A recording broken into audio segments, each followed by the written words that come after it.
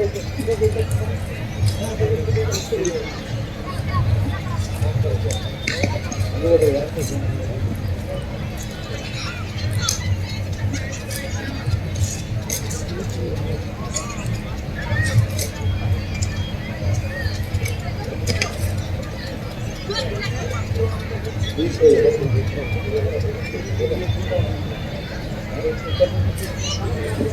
এই গ্রন্থখনি যুগুত করা দিনে রাতে একাকার করা ব্যক্তি আমার উইলসন হাসা আমার আশারে হয় সেইজন ব্যক্তিক আমি মঞ্চত আমন্ত্রণ জানাইছো। উইলসন হাসা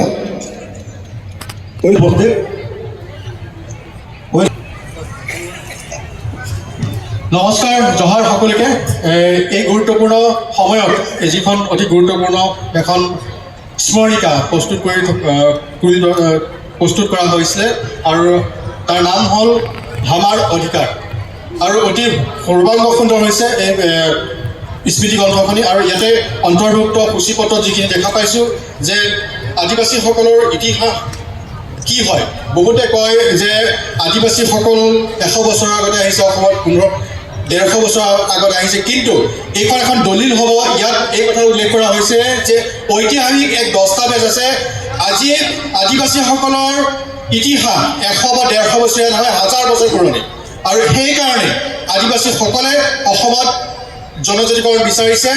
জনজাতিকৰণৰ দাবীত আন্দোলন অব্যাহত ৰাখিছে আশাই, য'ত সহযোগ কৰিছে আপোনালোকে। পুনৰবাৰ আপোনালোকক ধন্যবাদ জনাইছোঁ সেইকাৰণে যে আপোনালোকে আশাৰ হাত মজবুত কৰিছে। আৰু আপোনালোকে এটা কথা মনত ৰাখিব লাগিব যে আদিবাসী জনগোষ্ঠীৰ যদি আমি কওঁ মেৰুদণ্ড কি, সেয়া হ'ল আশা। আশাই বিভিন্ন সময়ত জাতিটোৰ কাৰণে মাত মাতি অহাৰ কাৰণে আজি আপোনালোকে নিজৰ অধিকাৰ কিছু সংখ্যক পাইছে, কিন্তু ৰাজনৈতিক অধিকাৰ আজিলৈকে পোৱা নাই। অনাগত সময়ত আশাই আশা কৰিছোঁ আপোনালোকক এক সঠিক পথত আগুৱাই লৈ যাব আৰু জাতিটোক জনগোষ্ঠীটোৰ অধিকাৰ কাঢ়ি ল'বলৈ সক্ষম হ'ব। মই ধন্যবাদ জ্ঞাপন কৰিছোঁ। আৰু এইখিনিতে নকলে নহ'ব যে স্মৃতি গ্ৰন্থখনত আপোনালোকৰ ওচৰত আগবঢ়াই দিছে সম্পাদক হিচাপে, চিফ এডিটৰ হিচাপে আছে উইলছন হেঁচা।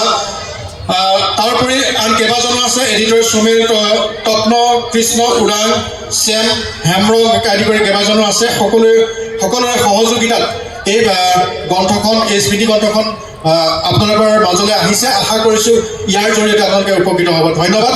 আৰু আনুষ্ঠানিকভাৱে এই হামাৰ অধিকাৰ এই স্মৃতি গ্ৰন্থ উন্মোচন কৰিছোঁ বুলি মই ঘোষণা কৰিছোঁ। ধন্যবাদ। জহাৰ।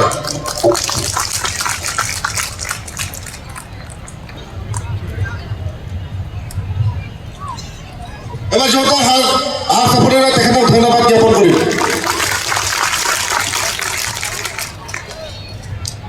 আমি যিসমূহ জিলা সমিতি আছে সভাপতি সম্পাদক তেখেতসকলক